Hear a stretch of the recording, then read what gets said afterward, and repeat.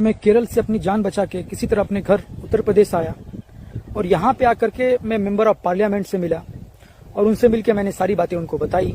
सारी बात समझने के बाद जो मेंबर ऑफ पार्लियामेंट हैं उन्होंने प्रधानमंत्री मोदी को लेटर लिखा।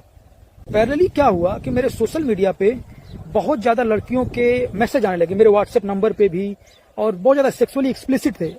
मैं इस बात से आश्चर्यचकित था कि अचानक ये क्या हो गया, इतनी ज्यादा लड़कियों को दिन भर में 10-20 लड़कियों के मैसेज क्यों आने लगे। उसी समय मेरे जूनियर का इसरो से मुझे मैसेज आता है कि सर आपने कभी 1-2 रुपए का कभी हेरा फेरी तो नहीं किया है ना, क्योंकि एक पूरी टास्क फोर्स लगी है ये खोजने के लिए कि कोई भी गलती मिल जाए और आपको करप्शन केस में फंसाया जाए। तो मैंने बोला कि भाई मैं गांव का सीधा साधा लड़का हूँ, 1 रुपए का क्या, आज तक 1 पैसे का भी कभी हेरा फेरी नहीं किया है मैंने। अचानक मेरे दिमाग में ये बात आई कि ये जितने सारे लड़कियों के मैसेज आ रहे हैं ये बेसिकली मुझे हनी ट्रैप करने का प्रयास किया जा रहा है। और ये हनी ट्रैप कोई फॉरेन मतलब पाकिस्तानी या कोई दूसरे लोग नहीं कर रहे हैं, ये इंडिया के ही लोग मेरे दुश्मन कर रहे हैं कि मुझे फंसाने के लिए। मतलब इन किसी भी लड़कियों का मैं जवाब दूं और मेरे ऊपर तुरंत एक केस फाइल कर दिया जाएगा कि प्रवीण जो है किसी फॉरेन लड़की के साथ डेटा लीक करते हुए पकड़ा गया और मुझे ही देशद्रोही घोषित कर दिया जाएगा। मतलब कि मैंने ही देशद्रोह के खिलाफ आवाज उठाया और मुझे ही देशद्रोही घोषित करने का षड्यंत्र रचा जा रहा है। यही हुआ। कुछ समय के बाद दैनिक भास्कर में एक न्यूज प्रकाशित होता है कि प्रवीण मौर्य जो इसरो का साइंटिस्ट है वो हनी ट्रैप में पकड़ा गया है और इसरो ने उसे सस्पेंड कर दिया है और इस बात की जांच कर रही है।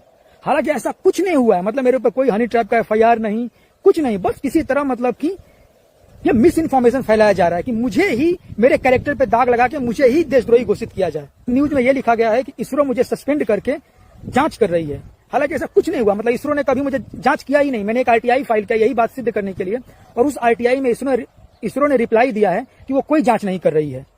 मतलब देख रहे हैं कि न्यूज में अलग चीज चल रहा है कि इसरो जांच कर रही है मुझे सस्पेंड करके, और RTI में इसरो जवाब दे रहा है कि कोई जांच नहीं चल रही है। अब पैरेलली क्या हुआ कि मुझे 2 लोग एक लैंडलाइन नंबर से कॉल करने लगे और वो अपने आप को इंटेलिजेंस ब्यूरो का बताते थे। तो मुझे लगा कि शायद MP ने और मैंने पार्लियामेंट मतलब कि प्रधानमंत्री को लेटर लिखे हैं, होम मिनिस्टर को लेटर लिखा गया है, तो इसकी वजह से शायद इंटेलिजेंस ब्यूरो ने इस बात को इन्वेस्टिगेट कर रहा है।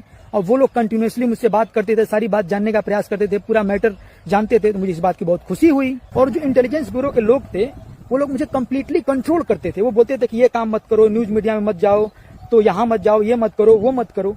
तो मुझे लगता है कि शायद हो सकता है देश का सेंसिटिव मैटर है, इसलिए ये लोग इन्वेस्टिगेट कर रहे हैं और इसीलिए ये लोग ऐसा बोल रहे हैं। 2-3 महीने बाद मैं उन लोगों से पूछने लगा कि भाई आप लोग FIR तो कर नहीं रहे हैं, कंटिन्यूअसली बस मुझसे ही पूछते रहते हैं, मुझे ही कंट्रोल करते रहते हैं। तो उनका पूरा पैतरा ही बदल गया। वो लोग मुझे ही धमकाने लगे, बोलने लगे हम तुम्हारे पूरे खानदान को मार देंगे, हम तुम्हें मार देंगे, हमें पता है तुम्हारी बहन कहाँ पड़ती है, तेरे बाप का नाम ये है ना, हमें सब पता है। मतलब मेरे ही खिलाफ। तब मुझे पता लगा अरे बाप रे बाप, मैटर तो कुछ और ही है।